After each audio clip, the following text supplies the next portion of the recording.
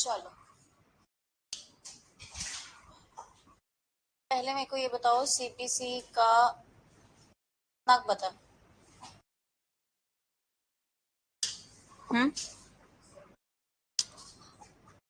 किन्नी friendship है साडी CPC दे नाल? माड़ी मोटी हैगी?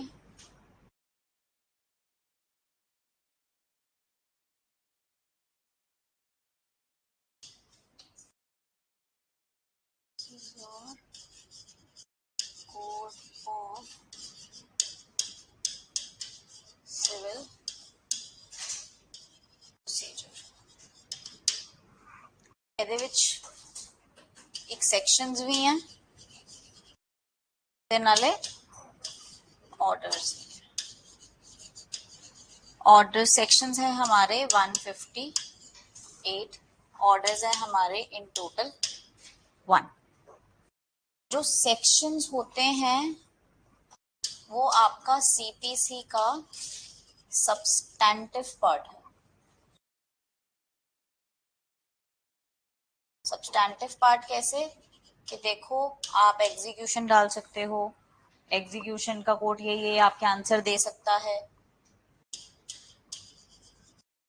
पर वो आंसर कैसे देगा वो कौन बताता है? ऑर्डर्स। तो ये आपका प्रोसीजरल पार्ट है। ठीक है जी। नाउ लेट्स, इसकी वैसे जो हिस्ट्री है जस्ट फॉर योर रेफरेंस मैंने इसमें इनकॉर्पोरेट जरूर कर दी है, पर आपकी मर्जी, आपने पढ़नी है पढ़ लेना, नहीं सी नॉट सो दैट इम्पोर्टेंट। ठीक है, बस याद क्या करना है कि पहली बार कब एनैक्ट किया गया था पूरा का पूरा सिविल कोड, और उसके बाद 1882 में थर्ड सीपीसी एनैक्ट की गई थी। इसमें भी बहुत सारी अमेंडमेंट्स करी गई, फिर फाइनली हमारे पास क्या आया 1908 का सीपीसी, जिसने 1882 के जितने डिफेक्ट्स थे सबको कवर करके एक नया लॉ ले आए।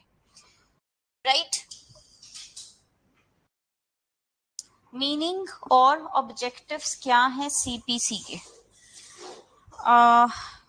The reason to tell you all of this before every subject we do is कि आपका बेस थोड़ा सा क्लियर हो जाए। मतलब आई डोंट वांट, अगर तो एआईबी के पर्पस से बताना है तो मैं आपको सिर्फ ये बता दूं सारे मेजर लॉज में भी 1 घंटा लगे और खत्म हो जाए।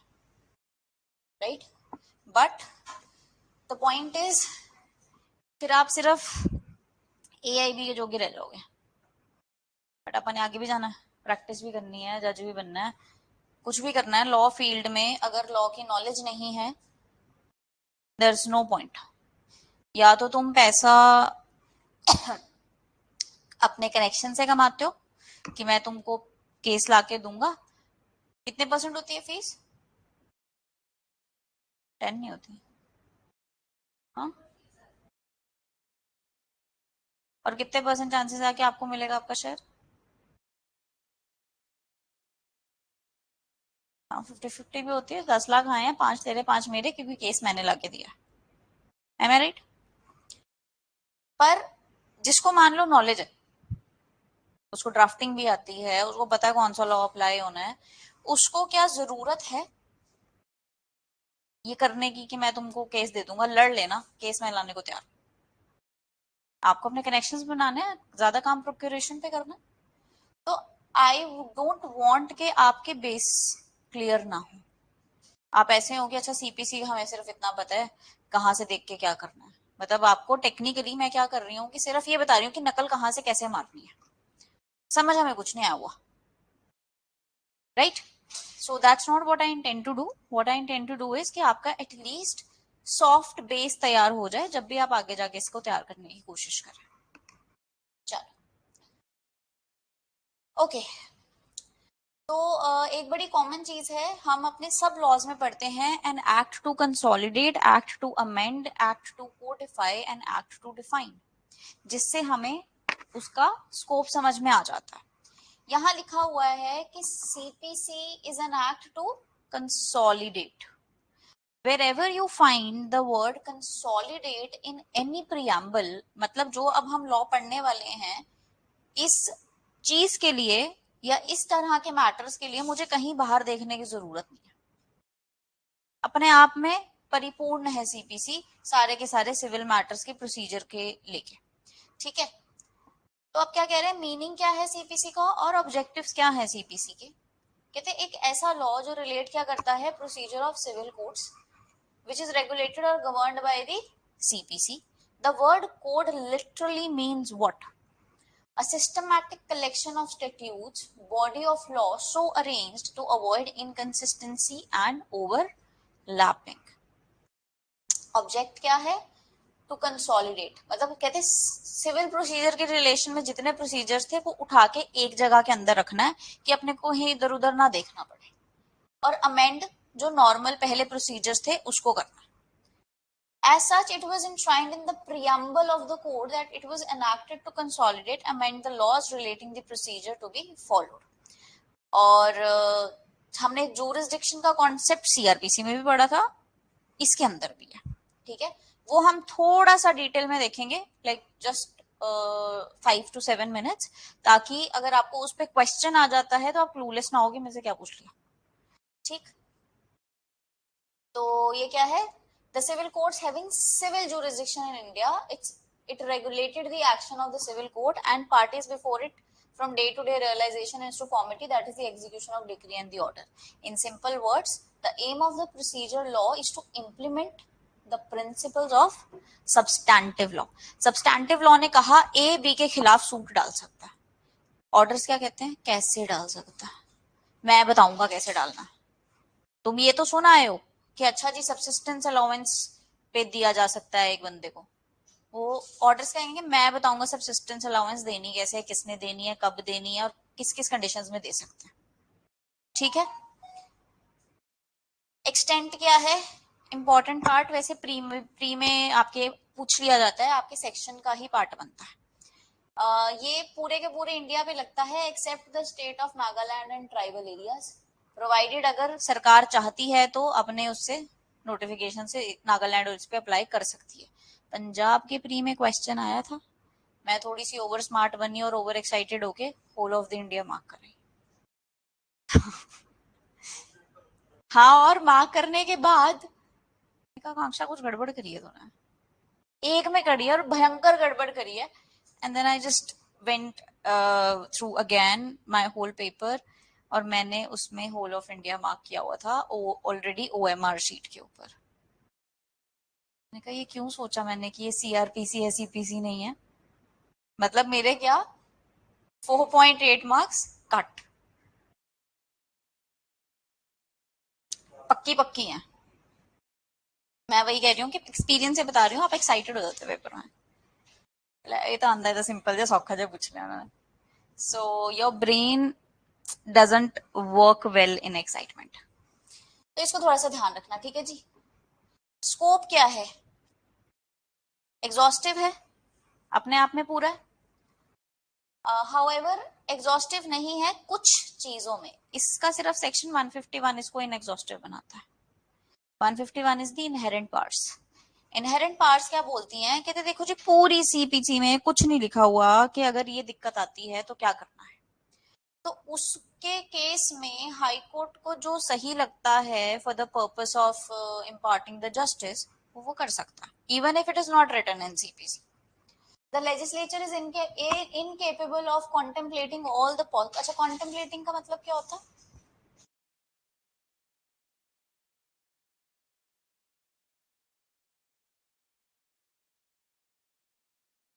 That's anticipation, anticipating. हाँ जी, what do we understand by contemplating? बच्चे गुड नेम शिवानी। हाँ जी शिवानी जी, लेजिस्लेचर के लिए सोचना मुश्किल है, हर एक वो पॉसिबल प्रॉब्लम आना जो फ्यूचर में राइज हो सकती है लिटिगेशन में। Contemplate is to ponder upon, to think about. ठीक है, to anticipate means to expect something. जो हमने एंटिसिपेटरी बेल पढ़ी थी वो बंदा एक्सपेक्ट कर रहा होता है कि मेरे को अरेस्ट किया जा सकता है, मैं इसलिए एंटीसिपेटरी बेल के ऑर्डर्स लेती हूँ, करेक्ट। तो क्या है कि लेजिस्लेचर के लिए पॉसिबल नहीं है वो हर एक सरकमस्टांस सोच पाना जो फ्यूचर लिटिगेशन में अराइज हो सकता है। हाँ बस रिट्टा रिट्टा पाई जाते। एंड कॉन्सिक्वेंटली क्या होता है, consequently for providing procedure for them. Amendment का कॉन्सेप्ट हमने अपने लॉ में इसलिए रखा है कि देखो आगे जाके सोसाइटी कैसे चेंज हो हमें नहीं पता, तो आप अमेंड कर सकते हो। हमारा जो लॉ है वो पार्शली रिजिड और पार्शली फ्लेक्सिबल है, राइट। सेम सेक्स मैरिज क्यों नहीं की गई अभी implement? Our society is not ready for it. नहीं हो पाएगा।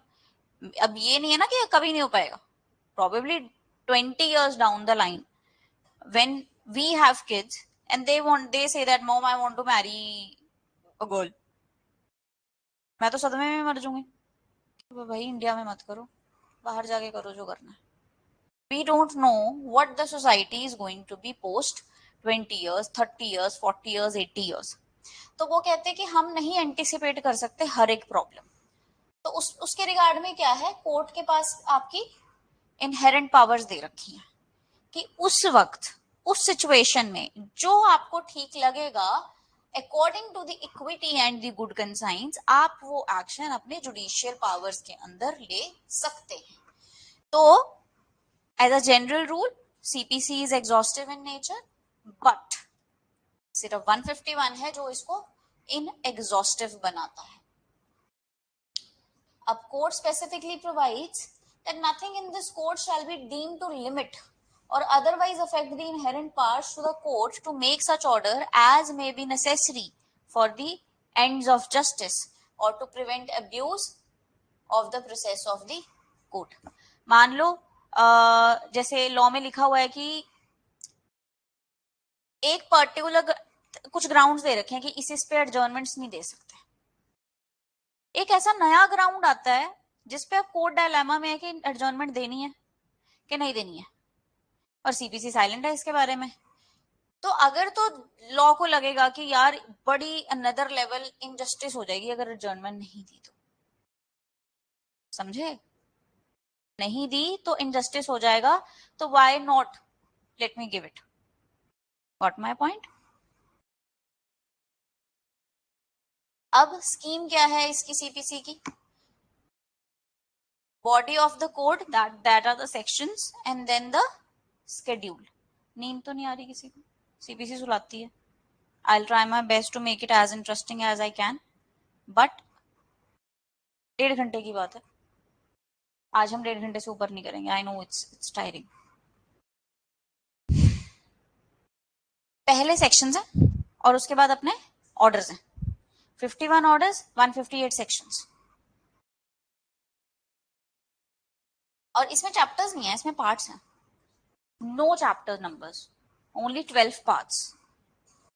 The second part contains rules and this ये आप एक बार पढ़ लेना। अब number of rule vary from order to order and at the end of the rule 8 appendices दे रखे हैं, जिसको पता होना चाहिए आपको कि उसके एंड में अपेंडिक्स नाम की एक चीज दे रखी है जिसमें 2 या 3 मिसिंग है। ए बी सी डी नहीं है, ई नहीं है, एफ नहीं है, जी है, एच है, आई है, ऐसे है। तो वो कई बार अगर आपसे पूछ लें कि अपेंडिक्स डी है, you should know that there is no appendix D in CPC. ठीक है, रीडिंग्स होती हैं इसके अंदर, पूरा प्रोसेस बता रखा है। डिस्कवरी, इंस्पेक्शन, एडमिशन, बहुत इंटरेस्टिंग ऑर्डर है, पर हम इसको देख के थोड़ा सा इग्नोर मारते हैं क्योंकि हम बैठ के इसके साथ एक इंटरेस्टिंग कॉन्वर्सेशन करने के लिए रेडी नहीं होते। मेरे को तेरे को समझना ही नहीं है, तू दफा हो जाओ। डिग्री अपने को पता होता है, एग्जीक्यूशन, सप्लीमेंटल प्रोसीडिंग्स होती है, additional proceedings, right, appeal, reference, review and miscellaneous. अब कुछ सेलियंट फीचर्स हैं इसके। One of the most important branches of course mother of the civil proceedings. इसके बाहर कोई सिविल प्रोसीडिंग्स देखी है आपने?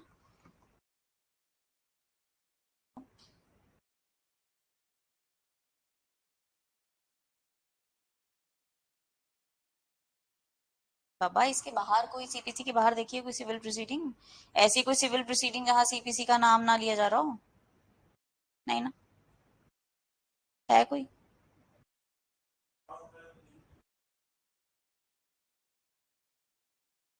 ये बिगेस्ट अम्ब्रेला है सिविल लॉस की, ठीक है, इसमें से निकल रहे हैं सारे। और सब जगह क्या लिखा है कि अगर सीपी कोई स्पेशल लॉस आइलैंड है तो सीपीसी लगेगी, जैसे सीआरपीसी है टेक्निकली। अब दो पार्ट्स में है। ये इंपॉर्टेंट है आपका, कब एनएक्ट हुई थी और कब एनफोर्स हुई थी। हिंदू मैरिज एक्ट की सिविल प्रोसीडिंग्स ही, रेवेन्यू कोर्ट्स की सिविल प्रोसीडिंग्स ही हैं, कंज्यूमर प्रोटेक्शन, रेवेन्यू कोर्ट्स, और कौन सी है आपकी civil proceedings?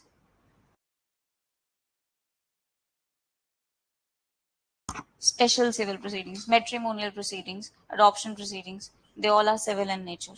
Any proceeding which is dealing between one individual to another individual is a civil proceeding. Like state has nothing to intervene, state has nothing to do with it. तो इसमें क्या है, 158 sections हैं, 12 part में divided है। ये एक territorial law है जो पूरे इंडिया पे लगता है, एक्सेप्ट इनको छोड़ के। ये टेरिटोरियल जूरिसडिक्शन की बात कर रहा है। It is significant to note that code made the procedure in civil courts very simple for enforcement of rights, liability, obligations of citizens, and in other words, the code provides the mechanism for the enforcement of the substantive right. मेरा right है कोई मुझे मेरे घर से ना निकाले, पर निकाल दिया, डिस्पोजेस कर दिया। एसआरए कहता है सेक्शन 5, जाओ सीपीसी के हिसाब से कर लो, लड़ लो केस। ठीक है, सीआरपी सीपीसी के हिसाब से नहीं जाना चाहते, सेक्शन 6 कहता है मैं बताता हूँ, रुक जाओ, 6 महीने के अंदर अंदर डाल दो। और सेक्शन 6 की खासियत ये है कि आपके पास तो टाइटल भी होने की जरूरत नहीं है। मेरा पोजीशन सेटल हो गया, अब नहीं निकाल सकते, अब तुम सीपीसी का जाके लो, मेरे को डिस्पोजेस मत करो, सीपीसी की हेल्प लो। ऐसा ही कुछ है। SRA is also civil in nature, partnership is civil in nature, your SOGA is civil in nature, right, registration is civil in nature. ये कुछ आपकी अमेंडमेंट्स हैं, बट लैंडमार्क अमेंडमेंट सिर्फ 3 हैं, 1976, 1999, 2002। 1999 और 2002 की तो कॉन्स्टिट्यूशनल वैलिडिटी भी Salim bar association versus union of India में चैलेंज की गई थी, जिसमें सुप्रीम कोर्ट ने कहा था कि बिल्कुल कॉन्स्टिट्यूशनली वैलिड है, कोई दिक्कत नहीं है। इट्स दैट इंपॉर्टेंट बिकॉज इसमें मेजॉरिटी ऑफ सीपीसी चेंज कर दी गई थी। अब आ जाएं, ऑब्जेक्टिव्स क्या हैं जी? Object is to ensure fair justice by eliminating inordinate delay to disposal of the case. देखो लॉ कहीं गलत नहीं है। हम ना ये बोलते हैं कि हमारे जुडिशियल सिस्टम में प्रॉब्लम है। लॉ बहुत जबरदस्त बनाया हुआ है। क्या बोला उन्होंने? समन 30 दिन में सर्व हो जाना चाहिए, पर कभी देखा आपने 30 दिन में समन सर्व होते हुए? कभी भी नहीं होते। रिटर्न स्टेटमेंट, डेट 2-2 साल तो अमेंडमेंट ऑफ प्लीडिंग्स की ही प्रोसीडिंग्स चलती रहती है। सर एक चांस दे दो, अमेंड करनी है, सर एक चांस दे दो, ऑर्डर 6 रूल 17 की लगती रहती है application. Law has nothing to do with it, it's the system, right. इन्होंने तो जल्दी जल्दी करने के लिए बोला कि सम्मन 30 दिन के अंदर दे दो जी, आपने जो रिटर्न स्टेटमेंट है 30 दिन तक देनी है, 30 नहीं तो मैक्सिमम 90 हो सकते हैं। आप अपीयर नहीं हुए, सम्मन भेजे जाने पे 5,000 फाइन है। तो ये कुछ ऐसे फीचर्स दे रखे हैं जो ये बताते हैं कि CPC fair and speedy proceedings के लिए बहुत सारे डिफरेंट तरीके इंश्योर करती है। लोक अदालत सबने पढ़ लिया था, ठीक है। 89 क्या कहता है? देखो जल्दी जल्दी करना है, आपके पास ये ऑप्शंस भी हैं, उधर चले जाओ। आप चाहे एप्लीकेशन से जाओ, या अगर कोर्ट को लगता है आपको भेजने की जरूरत है तो कोर्ट भेज देगी। ये देखो, no appeal shall lie to the decree अगर सब्जेक्ट मैटर 1,000 रुपए से ज्यादा नहीं है। कहते 1,000 रुपए के लिए तुमने सुप्रीम कोर्ट तक जाना है? कहते no, we can't allow this, it's too petty. ठीक है, तो ये आप एक बार रीड आउट करना। अब आ जाते हैं जी यहाँ पे अपने मेन पार्ट पे।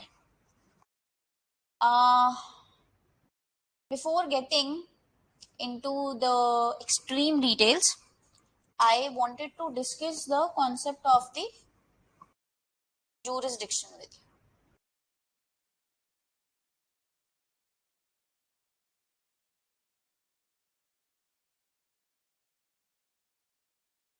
जुरिस्डिक्शन समझते हैं? हाँ जी शिवानी, क्या होता है जुरिस्डिक्शन?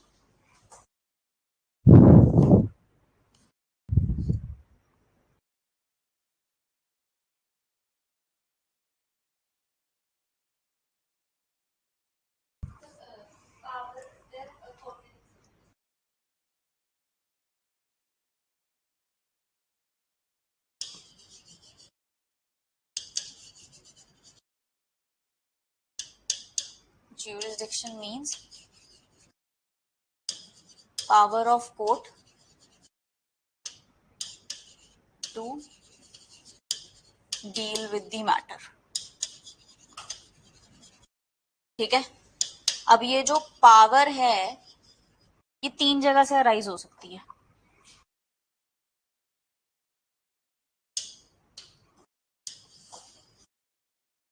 टेरिटरी के बेस पे,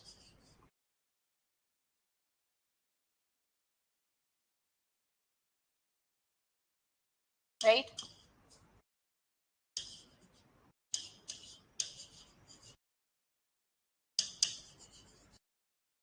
पेक्यूनियरी लिमिट्स के बेस पे या सब्जेक्ट मैटर के बेस पे.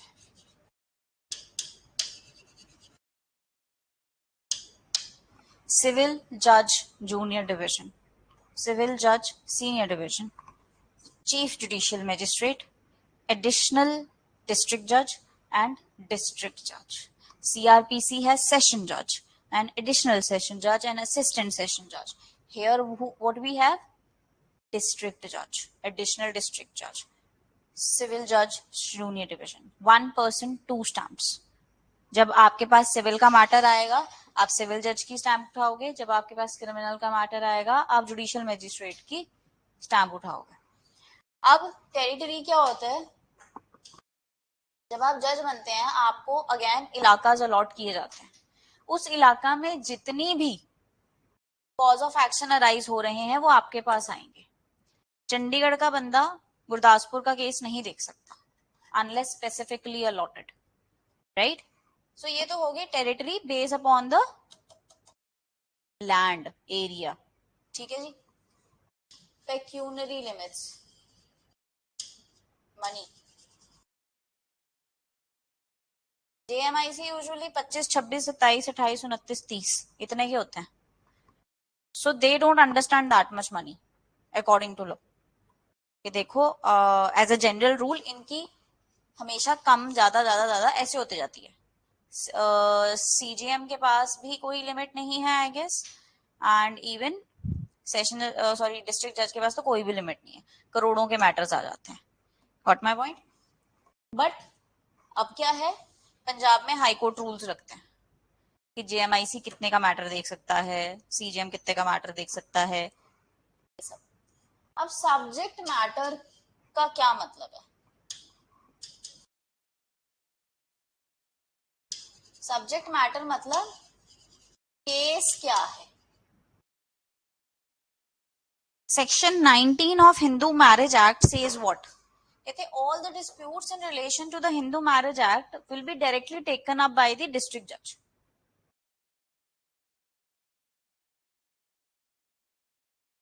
Matrimonial cases, कहते ये जो मैटर के केसेस हैं कौन देखेगा? DJ, right?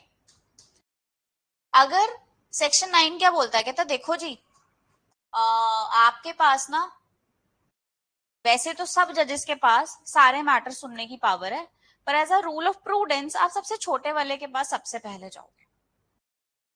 और जब तक एक्सप्रेसली या इम्प्लाइडली बार नहीं है तो सारे जजेस के पास सारी पावर है.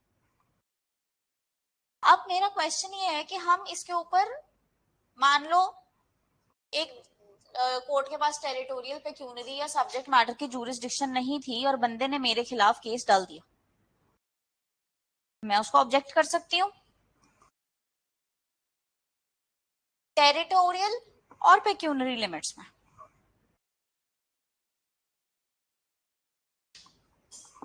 यहाँ केस शुरू हुआ, चलता रहा चलता रहा चलता रहा चलता रहा, यहाँ पे आपकी डिक्री आ गई, यहाँ पे आपकी एग्जीक्यूशन शुरू हो गई और यहाँ पे आपकी एग्जीक्यूशन डन हो गई, करेक्ट।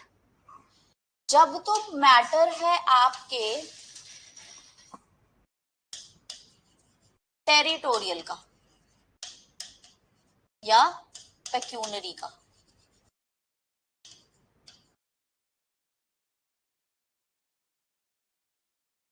ठीक है, टेरिटोरियल का या पेक्यूनरी का। गुरदासपुर की जगह चंडीगढ़ डाल दिया, या पेक्यूनरी 10,000 तक देख सकता था जेएमआईसी, लाख रुपए तक का डाल दिया। लॉ कहता है come to the court as soon as possible. आपको प्रॉब्लम हो रही है, आप गुरदासपुर रहते हो, आपको बार बार चंडीगढ़ आना पड़ रहा है, पर अगर आपको ही प्रॉब्लम नहीं है बार बार चंडीगढ़ आने में, मुझे क्या दिक्कत है। तो if you have a problem, come as early as possible, and max to max वो क्या हो सकता है, सेटलमेंट ऑफ इश्यूज। कहते इसके बाद तो हम तुम्हारी सुनने ही नहीं वाले, सॉरी। सेटलमेंट ऑफ इश्यूज क्या, जज ने दोनों पार्टीज अपने सामने बुला ली, डिसाइड कर लिया कि अच्छा 1 2 3 4 ये इश्यूज हैं इनके बीच में, हमने इसके ऊपर जजमेंट देनी है, यही होता है। इसके बाद सवाल अगर आता है कि टेरिटोरियल या पेक्यूनरी का ऑब्जेक्ट कब कर सकते हो, क्या आप सेटलमेंट ऑफ इश्यूज से पहले as early as possible, settlement of issues के बाद डिक्री से पहले, एग्जीक्यूशन के लेवल पे, या कोलेटरल प्रोसीडिंग्स में भी। कोलेटरल प्रोसीडिंग्स मतलब मान लो अगर मेरे को एक जज ने मेंटेनेंस के ऑर्डर्स दे दिए वाइफ को, अब वो 125 में तो लेगी, अब वो उसमें भी मांग रही है अडॉप्शन और मेंटेनेंस में, तो हस्बैंड क्या कहेगा, सर एक डिक्री आई हुई है मेंटेनेंस की, तो वो वाली कट करो इसकी, मैं इसको वहां भी 50,000 दे रहा हूँ, यहाँ भी 4 लाख मांग रही है। तो जज कहेगा हाँ ठीक है 3.5 लाख दो, 10,000 काटो इसमें से। Got my point? Women cannot be smart enough to get into DV also, Hindu Adoption Maintenance Act also, Hindu Marriage Act also, 125 also, because several statutes give you the right to go and take the maintenance.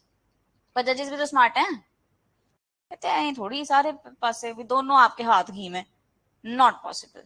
हम ये देखेंगे, तो जब ऐसे matters होते हैं तो क्या ये डिक्रीज दूसरे प्रोसीडिंग्स में नहीं दिखानी पड़ती है ना। हस्बैंड बोले सर ये जो 125 की इसने ली है ना डिक्री, टेरिटोरियल जुरिस्डिक्शन ही नहीं थी, वैलिड ही नहीं है। जज कहेगा जब चल रही थी प्रोसीडिंग सो रहे थे तुम, कोई बात नहीं, अब तो आ गई होगी डिग्री, जब सब चल रहा एग्जीक्यूशन हो रही थी सब हो रहा था, when what you were doing, were you sleeping on your rights, sorry we can't help you. तो टेरिटोरियल और पेक्यूनरी का ऑब्जेक्ट आप सिर्फ यहां तक उठा सकते हो, समझ में आ गया, कि जब तक जज ने सेटल नहीं कर लिया कि मैटर है क्या इन दोनों पार्टी के बीच का। पार्टी एक बार आके बोलते कि सर टेरिटोरियल जुरिस्डिक्शन ही नहीं है आपकी, या आपकी पेक्यूनरी जुरिस्डिक्शन ही नहीं है, फिर जज डिसाइड करेगा। बट अगर मान लो आपने यहाँ पे एक बार उठाया था और जज ने कहा नहीं नहीं है जुरिस्डिक्शन, चुप हो जाओ तुम, तो जज से बहस थोड़ी कर सकते हैं। फिर हम जाएंगे अपील में, अपील में एपिलेट कोर्ट में जाके क्या बोलेंगे, कहते देखो एपिलेट कोर्ट में फर्स्ट टाइम तो तुम नहीं उठा सकते हो टेरिटोरियल या पेक्यूनरी जुरिस्डिक्शन का ऑब्जेक्शन, कि ये जो सर इतनी देर में ये लड़के आए हैं केस, ये तो जुरिस्डिक्शन ही नहीं थी। एपिलेट कोर्ट सेम बात कहेगा कि सो रहे थे क्या तुम पूरी की पूरी प्रोसीडिंग्स के अंदर। पर अगर आप ये कहो जाके कि सर मैंने उठाया था, if raised at first eight court of first instance, अगर छोटी कोर्ट के आगे उठाया था और आपकी बात नहीं सुनी गई और उससे आपको इनजस्टिस हुआ है कि सर उठाया था, उन्होंने मेरी बात नहीं सुनी, आप एक बार दोबारा देख लो प्लीज, ये जो ज्यूरिसडिक्शन है ये तो बन नहीं रही थी। अच्छा फिर क्या कहेगा जज? चलो उठाया था मतलब you were not sleeping on your rights, आपको पता था कि आपको ये ऑब्जेक्शन उठाना है, आपकी बात नहीं सुनी वो अलग बात है, मैं देख लूंगा, तो यहाँ पे उठा सकते हैं। बात समझ में? तो ये वाला जो सारा मैटर है ये किस पे लगता है? टेरिटोरियल पे और पेक्यूनरी पे। बट जब सब्जेक्ट मैटर की बात आती है,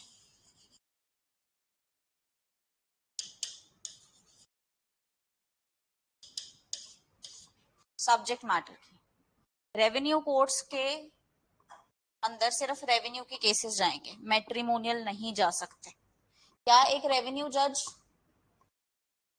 उसका मैट्रिमोनियल का जज हो सकता है?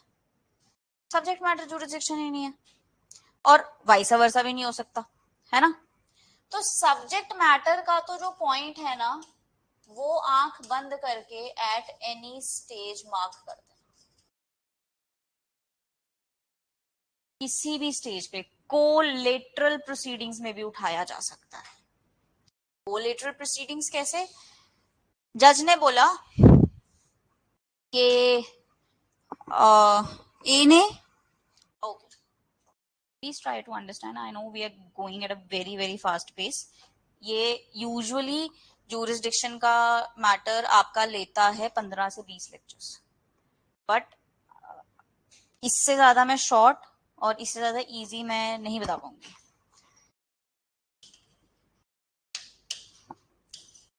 A and be husband wife थे, JMIC से डिवोर्स ग्रांट करवा लिया, ठीक है? बी बेचारी अनपढ़ थी, गवार थी, उसको पता ही नहीं था, लॉयर को भी पैसे खिला दिए कि तूने नहीं बोलना, JMIC मेरा दोस्त है मैं करवा लूंगा। कौन सी जुरिसडिक्शन नहीं थी JMIC के पास?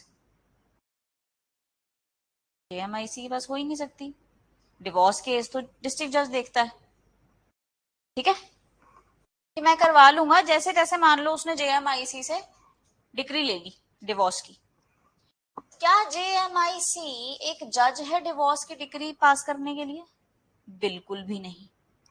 अब ए क्या करता है, सी से शादी कर लेता है, ठीक है? ये आ गई डिक्री मेरे पास, तो डन। सी क्या कहती, सी को नहीं पता होता कि ये से मैरिड था, तो सी कहती है कि उसको बाद में पता लगता है कि अच्छा ये तो ये सीन था इनका, ये तो शादीशुदा आदमी पहले से, तो मैं क्या करूंगी, मैं चैलेंज करती हूं अपनी शादी,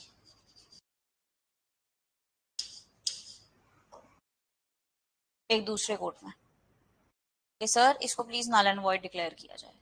वैसे जरूरत नहीं होती वॉइड शादियों को डिक्लेयर करने की, वॉइड वॉइड ही होती है, but I kid you not 10 साल चलते हैं वॉइड डिक्लेरेशन के लिए, 10-10 साल, which is weird, बट चलो एनीवे, कि मैं इसको चैलेंज कर रही हूँ, तो ये बंदा क्या कहेगा कि सर कैसे वॉइड है, मैंने तो डिवोर्स ले लिया था, ये क्या बोल सकती है कि सर जहां से डिवोर्स लिया है उसकी तो जुरिसडिक्शन ही नहीं है, वो तो डिग्री ही खराब है। ऑब्जेक्शन उठा सकते हैं नहीं उठा सकते? अगर आपसे क्वेश्चन, इसका मैं आपको सिर्फ कोलेटरल प्रोसीडिंग समझाने की कोशिश कर रही हूँ कि एक प्रोसीडिंग्स की डिग्री दूसरी प्रोसीडिंग्स में ऑब्जेक्शन ऑफ द जुरिसडिक्शन उठाया जा सकता है, correct? So if the question comes कि क्या सब्जेक्ट मैटर का पॉइंट कोलेटरल प्रोसीडिंग में उठाया जा सकता है, हाँ जी बिल्कुल जी उठाया जा सकता है। एक ये कॉन्सेप्ट है, एक है आपका कॉन्सेप्ट फॉरम शॉपिंग का।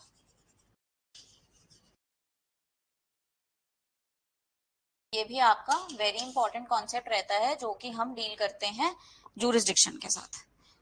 Forum means vote, shopping means खरीदना, यही हुआ।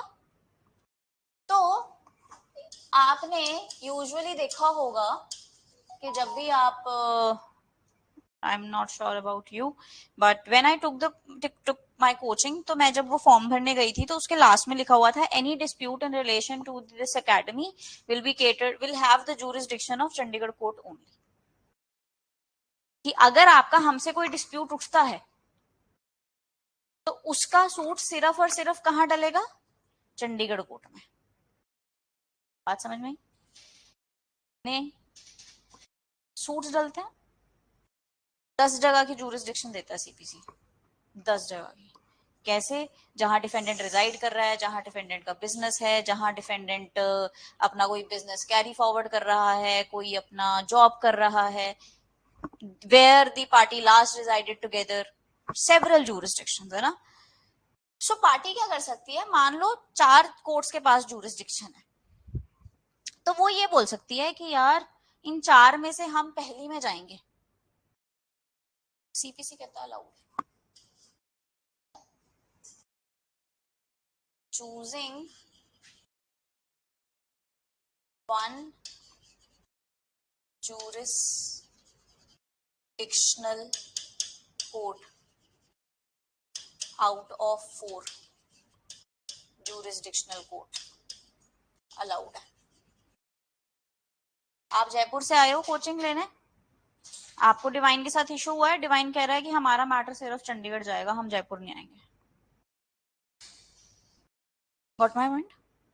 और अगर हमें भी तुमसे इशू है तो वहां पे सीपीसी कहता है कि आप कहां सूट डाल सकते हो? जहां डिफेंडेंट रहा है, जहां डिफेंडेंट कैरी ऑन बिजनेस कर रहा है, व्हाटएवर.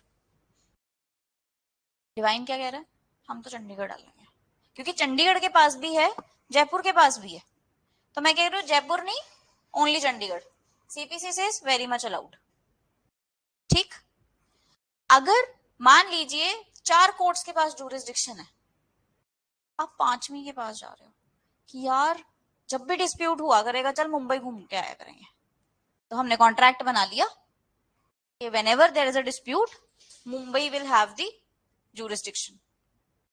सीपीसी मुंबई को jurisdiction आपके केस में अलॉट ही नहीं कर रहा. 4 हैं उसमें से देखो ना, not allowed, against public policy, आपका कॉन्ट्रैक्ट ही वॉइड है. समझ में आई? फॉरम शॉपिंग कॉन्सेप्ट समझ में आया? दूसरा है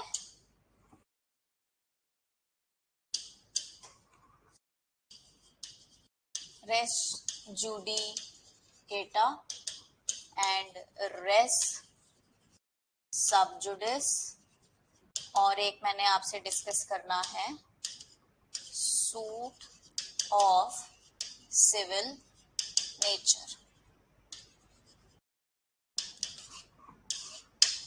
क्योंकि इसमें से सीपीसी में से क्वेश्चंस आते हैं. ठीक है. Again res judicata takes 1 month to cover, it's huge.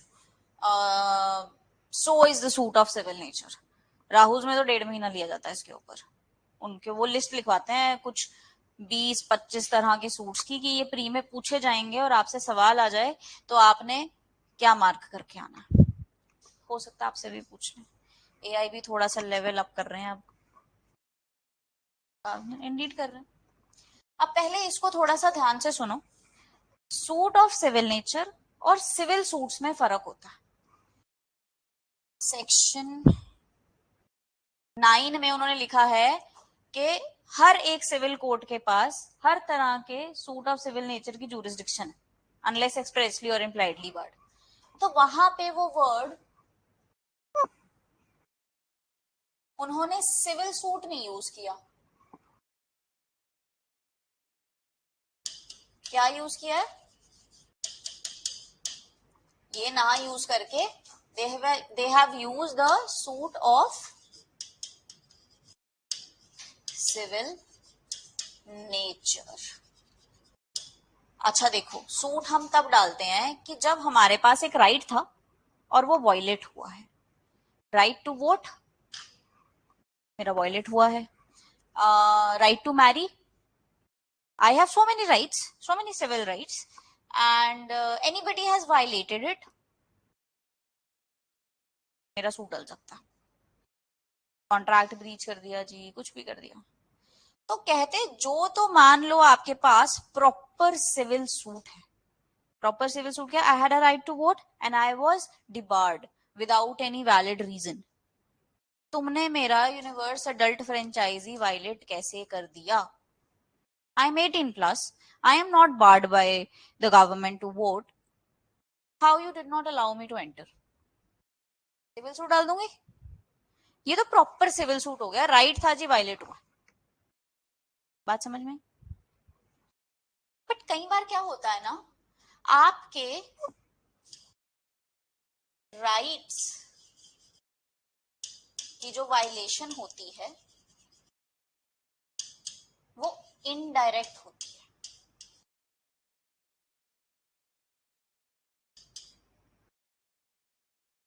M I right? Directly directly आपका राइट नहीं वायलेट किया होता। अब मान लो हमारे पूरी सोसाइटी में कोमोलिका जैसे बहुत प्राणी है, देखो सीधा सीधा करूंगी तो पकड़ी जाऊंगी, मैं एक काम करती हूँ, थोड़ा सा षड्यंत्र रचती हूँ, इनडायरेक्टली करूंगी ताकि किसी को ये ना लगे कि इसका राइट वायलेट किया है मैंने। ठीक है, अब supposedly one person has been hereditary office, समझते हो? हेरिडिटरी समझते हो? हेरिडिटरी क्या होता है? इनहेरिट करना। क्या महंत का बेटा महंत बनता है? महंत समझते हैं? somebody who probably sits on the seat of that मंदिर, है ना, महंत होते हैं। हेड पुजारी, हेड पुजारी का बेटा हेड पुजारी होता है, क्योंकि वो बचपन से सीखता है, सीखता आया है। हेरिडिटरी ऑफिसेस हमारे हिंदू लॉ की रूट्स के अंदर रिकॉग्नाइज किए गए हैं। How? Let me justify it. Our society was divided into 4 words, Brahmin, Brahmin, क्षत्रिय, वैश्य और शूद्र। क्या कहते थे, कहते जिसको सबसे ज्यादा नॉलेज होगी ना वो ब्राह्मण में फिट होगा, जो टॉल होगा, स्ट्रांग होगा, फाइट कर पाएगा, प्रोटेक्ट कर पाएगा, वो क्षत्रिय होगा। जिस इंसान की ट्रेडिंग स्किल्स बहुत अच्छी होंगी, बिजनेस माइंड होगा, वो वैश्या में फॉल करेगा। और जिसको इसमें से कुछ भी नहीं आता उसको तो सर्व ही करना पड़ेगा ना इन 3 कैटेगरीज को, वो शूद्र में फॉल कर जाएगा। तो पहले ये जो वर्ण होते थे ये आपके होते थे work based, that according to your capability. अगर ब्राह्मण का बच्चा भी नालायक निकले तो वो शूद्र कैटेगरी में फॉल करता था। ठीक है, बट फिर धीरे धीरे क्या हुआ ना, औलाद का मोह बहुत होता है। हम सारी उम्र ब्राह्मण कैटेगरी में रहे हैं, हमारा बच्चा शूद्र में कैसे जा सकता है? Am I right? Every judge wants their child to be a judge. Every doctor wants their child to be a doctor. So were these words. और अगर एक वर्ण में से भी इंटेलिजेंट बच्चा निकल जाता था तो उसके पेरेंट्स सप्रेस करते थे, पागल है, सोच भी नहीं सकते। B R Ambedkar is the best example of it, है ना। He was very intelligent but उनको सेम कुएं में से पानी भी नहीं पीने दिया जाता था। तो धीरे धीरे ये क्या हो गया, इनहेरेंट होना शुरू हुआ, हेरिडिटरी बेस होना शुरू हो गया। अब क्या होता है ना, हेरिडिटरी बेस, चलो ब्लड लाइन के थ्रू आपके पास एक राइट अराइज हो रहा है। राजा का बेटा आगे क्या बनेगा, तो he has a right of property of whole of his father. Am I right? You अब आप कुछ कैटेगरी से बिलोंग करते हो तो आपको सरकार कुछ सर्टन राइट्स देती है। या supposedly you have a domicile of one village, उस विलेज के सिर्फ उस विलेज के रेजिडेंट होने की बदौलत सरकार ने आपको कुछ फैसिलिटीज दे रखी हैं। कोई बात हुई और आपको शहर से, आप उस गांव से निकाल दिया गया, तो क्वेश्चन आ जाता है कि क्या expulsion from the caste suit of civil nature है? किसी को कोई किसी कास्ट में नहीं आ सकता, डजंट मैटर, पर अगर उस कास्ट में से निकाले जाने की बदौलत आपसे वो राइट्स भी टेक अवे किए जा रहे हैं जो आपको उस कास्ट में होने की वजह से मिल रहे थे, now it is a suit of civil nature. समझ में आया? कि डायरेक्टली तो मेरे से मेरे राइट्स नहीं लिए गए, पर मुझे उस कास्ट से ही एक्सपेल कर दिया गया। Got my point? तो अगर आपका जो राइट वायलेट हुआ है वो इनडायरेक्टली हुआ है, so when ever you get a question कि ये सूट ऑफ सिविल नेचर है नहीं है, या which of the following is a suit of civil nature, like right to observe purdah by a Muslim women. पर्दा करती हैं, वो बुर्का पहनती हैं, उनका लॉ उनको राइट देता है, हमने पहनने नहीं दिया, तो क्या वो सूट ऑफ सिविल नेचर हो जाएगा? Article 25 gives you a personal liberty to profess your religion howsoever you want. You can practice your religion howsoever you want. आप नहीं कर रहे हो, direct violation of a fundamental right है।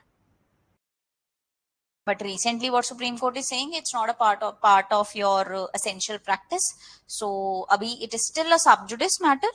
I would not want to comment over it, but just giving you one example. ठीक है, ये समझ में आया? तो एक ये आपसे क्वेश्चन बनता है कि which of the following is a suit of civil nature or which of the following is not a suit of civil nature. Then come to the res judicata and res sub judice. Res judicata और res sub judice में सिर्फ एक मोटा मोटा फर्क ये है कि रेस जुडिकाटा में पहला वाला मैटर डिसाइड हो चुका है, फुल एंड फाइनल डन हो चुका है, सब जुडिस में अभी चल रहा है।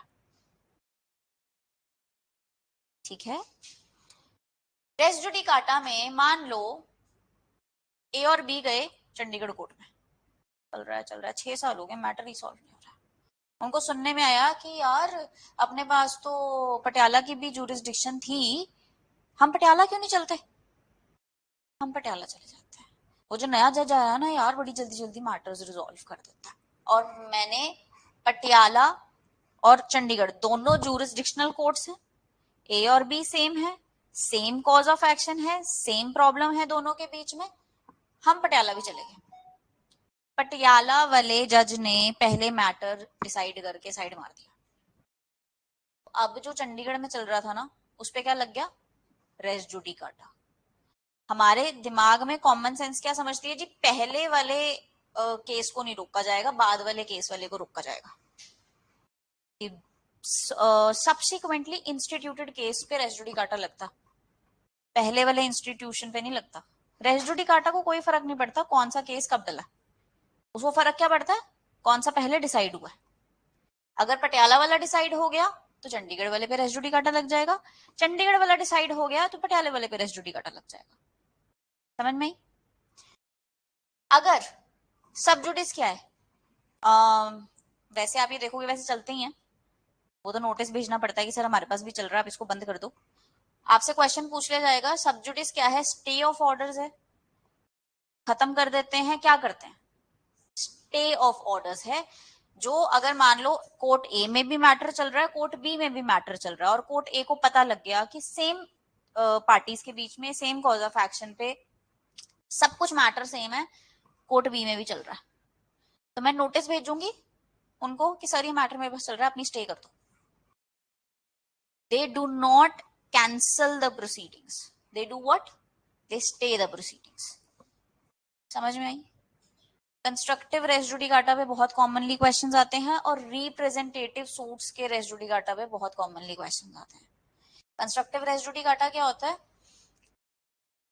आपने लैंडलॉर्ड ने टेनेंट से 5 महीने का रेंट लेना था, तो जब उसने रेंट लेना था तो इंटरेस्ट नहीं लेना था, साथ में लेना था ना।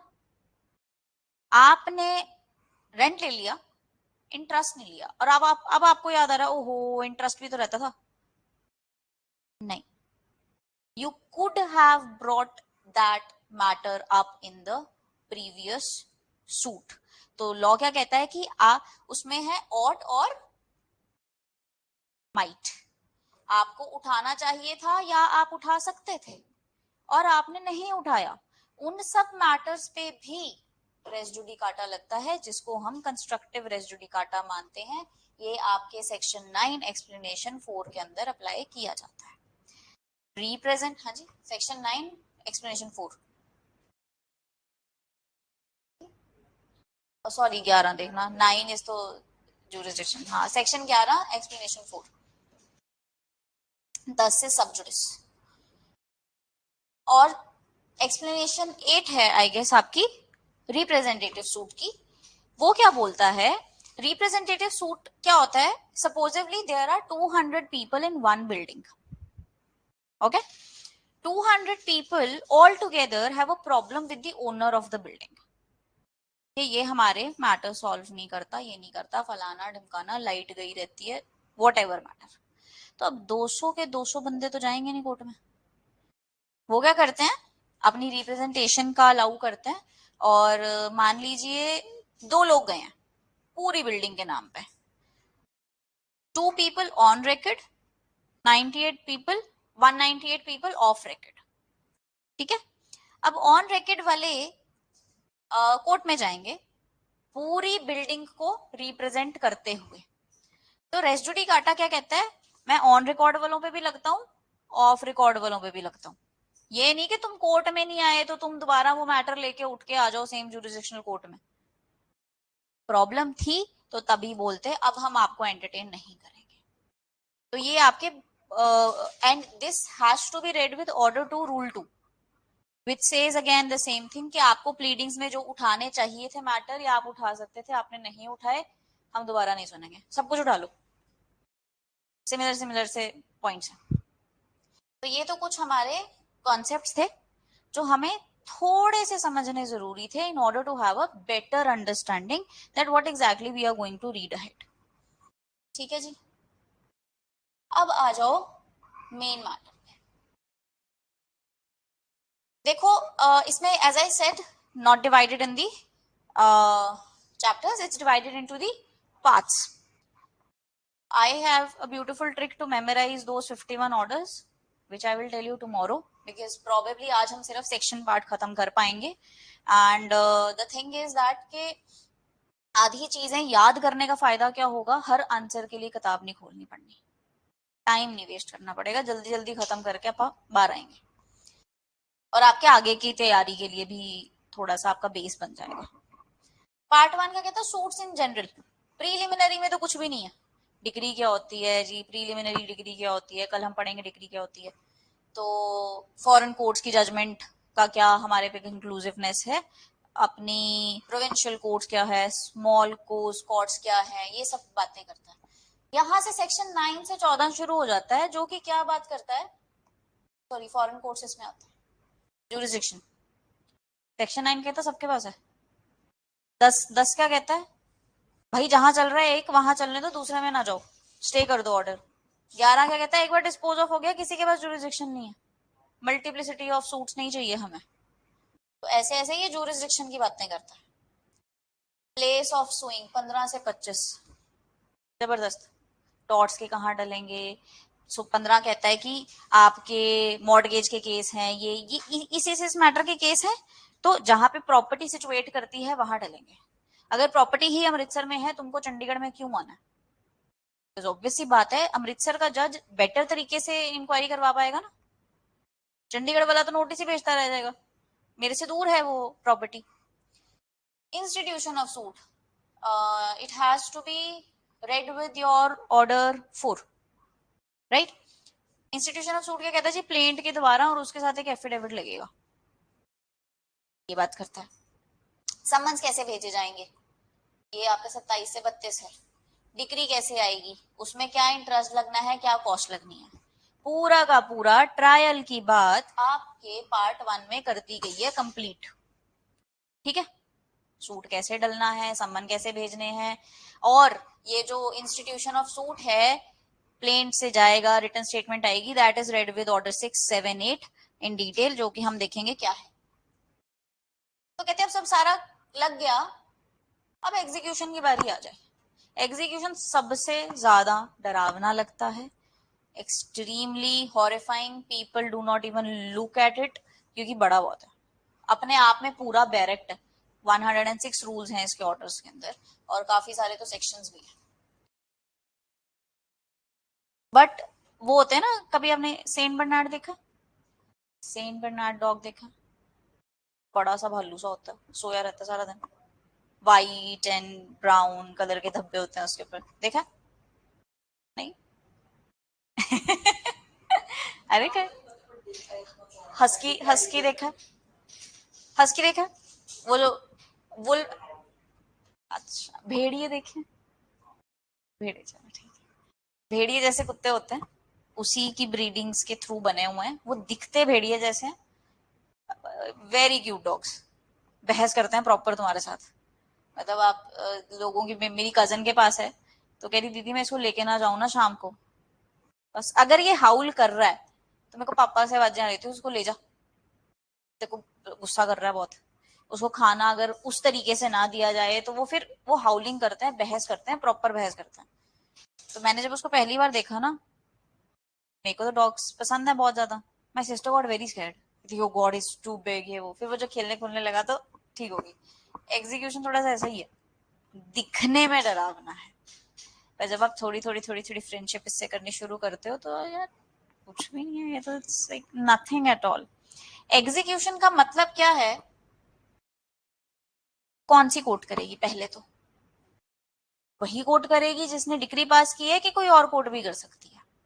अगर कोई और कोर्ट कर रही है तो वो कौन से क्वेश्चंस डिसाइड कर सकती है? क्या वो डिग्री में कोई प्रॉब्लम आई कि तुम्हारी डिग्री खराब है, क्या वो डिसाइड कर सकती है? नहीं कर सकती है। एग्जीक्यूशन का चैप्टर ये भी बात करता है।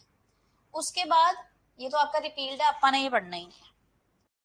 ट्रांसफरी और द लीगल रिप्रेजेंटेटिव्स, एग्जीक्यूशन के बीच बीच में कोई मर गया, अब एलआर ऐड करेंगे, क्या करेंगे? प्रोसीजर क्या रहने वाला है एग्जीक्यूशन के अंदर? बंदा करने में ही नहीं आ रहा, वो कहता दुनिया ब्रह्मांड इधर की उधर हो जाए, इसको मेंटेनेंस में एक चुन्नी नहीं दूंगा। लॉ कहता नो प्रॉब्लम, मत दो, इम्पॉसिबल तो एग्जीक्यूट नहीं करवा सकता ना। बीवी कह रही है रखो इसको अंदर, लॉ कहेगा लॉ पैसे लो। क्रिमिनल को रखना तो हमारी ड्यूटी है, सिविल को रखना हमारी ड्यूटी नहीं है। तो डिग्री होल्डर से पैसे लिए जाते हैं जजमेंट डेटर को जेल में रखने के, जिसको हम सबसिस्टेंस अलाउंस कहते हैं। ठीक है, subsistence is to subsist, to survive, allowance is पैसा। आप चाहते हो जजमेंट डेटर जेल में सरवाइव करे, निकालो पैसा। पर डे ₹39 है पंजाब में, आई बिलीव, लास्ट मैंने जो सुना था वो 39 था। तो बीवी को हर दिन का 30, कहते तुम पैसे दे रखो, जितने दिन तुम्हारे पैसे आ रहे हैं उतने दिन ये बंदा जेल में। हाँ। इसका पीछे का लॉजिक सिर्फ ये है कि क्रिमिनल्स को अंदर रखने की ड्यूटी स्टेट की है, स्टेट खर्चा उठाती है। तुम्हारा पति तुम्हें पैसे नहीं दे रहा, हमको क्या करेंगे? शादी करने से पहले सोचना था। तो पैसे दो, हम रखने के लिए रेडी है। समझ में आई? अरेस्ट और डिटेंशन, किस केस में अरेस्ट करना है, कितनी देर तक रखना है, क्या अगर उसने जिस चीज के लिए अरेस्ट किया था वो पूरी कर दी तो छोड़ देंगे? छोड़ देंगे जी। कब छोड़ सकते हैं? अगर उसने नहीं दिया, बीमार हो गया बहुत ज्यादा, ऐसा बीमार हो गया कि कम्युनिकेबल डिजीज है, बाकी सबको भी हो जाएगी, कहेंगे इसको निकाल लो यहाँ से, इतनी कोई बड़ी बात नहीं। ठीक है। अटैचमेंट कैसे करनी है, सेल कैसे करनी है, ये भी रिपील्ड है, अपने को पढ़ना नहीं है। डिस्ट्रीब्यूशन ऑफ एसेट्स, 100 करोड़ की प्रॉपर्टी है, कैसे करना है जी? इसमें 73 बोलता है सबसे पहले तो कोर्ट अपना देखेगा कि हमारी क्या कॉस्ट की है सारी, फिर जो बचता बच बुच के लास्ट में कहीं डिग्री होल्डर का नाम लिखा हुआ है, कहते देखो ये कुछ 25,000 बचे हैं तुम्हारे 100 करोड़ में से, ये लो तुम्हारे पैसे। ठीक है। इंसिडेंटल प्रोसीडिंग्स क्या होती हैं? ये कमीशन हमने वहां पे भी डिस्कस किया था कि जहां पे हम लोगों को बुला नहीं सकते कोर्ट में, हमको लोग भेजने पड़ते हैं उनकी गवाही लेने के लिए। सूट्स इन पर्टिकुलर केस, आपने सरकार के खिलाफ या पब्लिक ऑफिसर के खिलाफ सूट डालना है, क्या प्रोसीजर है? This has to be read with your order 27। वो डिटेल बताता है कि प्लेंट कैसे लिखनी है उसकी। सेंट्रल गवर्नमेंट की होगी सूट, यूनियन ऑफ इंडिया के खिलाफ जाएगा। स्टेट गवर्नमेंट का होगा तो state versus state of this, UP, MP, Punjab, what ever. ठीक है जी। 27, suits by aliens or and by or against the foreign rulers, ambassadors, and envoys. Somebody else comes from abroad and violates my right. Now what? What's the procedure? Somebody else comes from abroad, his right is being violated according to the treaty that I have with that country. What's the procedure? Suit against ruler of former Indian states. Not so relevant, but as it was a part of your index, so I had to incorporate. Inter-pleader suit. Pleaders होते हैं जो suit डाल रहे हैं. Inter मतलब उन दोनों के बीच ही इशू है. शिवानी कहती अमन जी पैसे देने हैं मैंने. आपने कहा था वो जो है ₹1,00,000 इकट्ठे हो गए हैं, मैं दे देती हूँ. तो आपने कहा हाँ ठीक है आ जाओ. आप कह रहे हो हेलो मेरे से उधारी लेके दिए थे तुमने, पैसे मुझे देने हैं. शिवानी जी आराम से खड़ी हैं और अमन जी और आप लड़ रहे हो. मेरे मेरे मेरे मेरे. ठीक है. She says give this money back to me. She goes to the court and she says sir, जज को कि I have this money, I am ready to give, it's up to you. किसको देनी है. ठीक है. इसको वर्सेस आप दोनों को बना दिया जाएगा. अब मैं डिसाइड करूंगा पैसे किसको देने हैं, क्योंकि एक्चुअल मैटर शिवानी और अमन के बीच में नहीं है. एक्चुअल मैटर किसके बीच में? आप दोनों के बीच में. तो यहाँ पे कोर्ट की मर्जी है, वो शिवानी को कहे पैसे डिपॉजिट करो और जाओ. पैसे हमारे पास आ गए हैं. अब जिसके बीच में फिर ट्रांसपोजिशन ऑफ पार्टी हो जाता, एक को प्लेंटिव बना दिया जाता. पर अगर कोर्ट चाहती है कि नहीं शिवानी ऑन रिकॉर्ड रहे, शिवानी ऑन रिकॉर्ड रहेगी. इंटरप्लीटर समझे. फिर आ गया आपका special proceedings. Arbitration not a court proceeding. Special case. Special case में डिस्प्यूट होता ही नहीं है. इसको हम कॉमनली फ्रेंडली सूट्स के नाम से जानते हैं. फ्रेंडली सूट्स क्या हो गया? मेरे और अमन के बीच में एक कॉन्ट्रैक्ट था, पर हमें समझ नहीं आ रहा है कि इस पे लॉ पॉइंट लगाएं क्या. तो हमने एक अपना रिपोर्ट तैयार की, एक अपनी प्लीडिंग तैयार की और कोर्ट को दे दी कि sir this is the concern between two of us, we are partners and please let us know what is the right way to proceed with this issue. There is no dispute actually, right. We are very good friends. हम बस एक legal opinion जानना चाहते हैं. So that's a special case. 91 is your doctrine of cypres. ये भी आपसे पूछ लिया जाता है कि डॉक्ट्रिन ऑफ साइप्रस कहाँ पे इनकॉर्पोरेट किया गया है सीपीसी के अंदर. तो ये आपके पब्लिक न्यूसेंस के केसेस से बात करता है. Then part 6 deals with your supplemental proceedings. Then comes your part 7 appeals के बारे में. Appeal from the original decree, that is the court of first instance. District जज ने एक डिग्री दी, कहाँ जाएगी? हाई कोर्ट जाती है. अगर जेएमआईसी ने दी तो डिस्ट्रिक्ट कोर्ट के पास जाती है. Appeal from the appellate degree. अगर जेएमआईसी से कोर्ट ऑफ सेशन के पास गई है, सॉरी डिस्ट्रिक्ट कोर्ट के पास गई है, तो डिस्ट्रिक्ट कोर्ट एपिलेट कोर्ट हुआ. अब एपिलेट कोर्ट से आगे कहाँ जाएगी? हायर कोर्ट में, राइट. Appeal from orders. सारे ऑर्डर से अपील नहीं जाती. एंड एक फन फैक्ट बताती हूँ. Do you understand what is interlocutory orders? जो आपके ऑन गोइंग प्रोसीडिंग्स के विद इन पास किए जाते हैं. Something that does not dispose of the case to its finality. इसके बीच में डली है ना. इंटरलोक्यूटरी ऑर्डर्स के ऊपर अपील्स नहीं होती. पर फन फैक्ट इज 1976 से लेके 1999 तक होती थी. आपसे ना everyone, there is this thing with me, whenever I have to read any law, मुझे उसका रूट समझना है, मुझे उसकी पूरी कहानी समझनी है. मतलब you can call me, I am just extremely curious. मुझे हर चीज का वाई का आंसर जानना है. ठीक है. मान लो आपसे क्वेश्चन पूछ लिया गया और ये आपके कोर्ट्स एक्ट के रेफरेंस में भी है.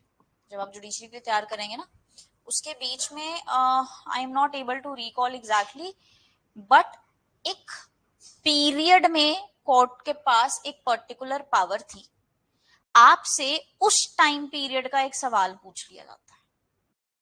Because when you are preparing for judicial services specifically, you are expected to know every detail of the law, जो एक नॉर्मल जुडिशियल एस्पिरेंट को पता होनी चाहिए. कि उस टाइम का केस आ गया तो आप कहोगे जो इंटरलोक्यूटरी ऑर्डर्स पे तो अपील्स ही नहीं होती, तो ये तो गलत है. भाई उस टाइम होती थी और आपको ये पता नहीं है, तो थोड़ी ACR खराब हो जाती है कि पढ़ाई लिखाई नहीं की, राइट। तो सारे अपील्स पे, ऑर्डर्स पे अपील्स नहीं जाती, लिस्ट दे रखी है कि इस पे जाएगी जी। General provision relating to appeal and appeals to the Supreme Court, and it usually goes when there is a substantial question of law involved in your case. कि सर देखो मैंने गलती करी नहीं करी मुझे नहीं पता, पर ये लॉ गलत इंटरप्रेट किया है लोअर कोर्ट ने। 1976 टू 1999, 76 में अमेंडमेंट किया गया कि इंटरलोक्यूटरी ऑर्डर्स पे भी अपील्स होनी चाहिए।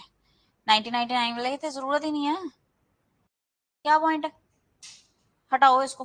क्योंकि उसका सारा का सारा मैटर, मेन पॉइंट यही था कि हमको स्पीडी ट्रायल करना है अब, और थोड़ा सा ऑथेंटिक करना है।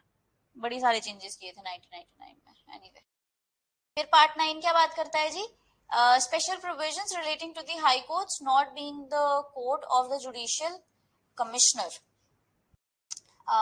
not really important, neither looked into the judiciary nor into your semesters nor anywhere, right? But we should know if question comes where to look into. Then ये भी नहीं कोई पूछता हाई कोर्ट के पास किस किस पावर पे क्या क्या रूल्स बनाने की पावर्स है। And then comes the miscellaneous, ये बहुत इंपॉर्टेंट है, ये हम अंदर से भी देखेंगे इंडेक्स में, ठीक है जी। सो अभी तक आपको लगा हो कि कोई एक चीज मेरे को समझ में नहीं आई, पल्ले नहीं पड़ी, you have to be utmost honest, otherwise I'll not be able to proceed in a nice way with this. कुछ समझ नहीं आया हो, पल्ले पड़ गया? हाँ जी शिवानी जी, ठीक। आपका नाम उन 51% में नहीं होना चाहिए, 49 में होना चाहिए, right. I don't know when Ajay, Khushbu and Kritika joined, so I assume there is no question has been asked. Still, is there any doubt in today's lecture? Tomorrow we are going to discuss a few concepts and along with that orders and landmark judgments. आएगा तो फिर देख लेते हैं।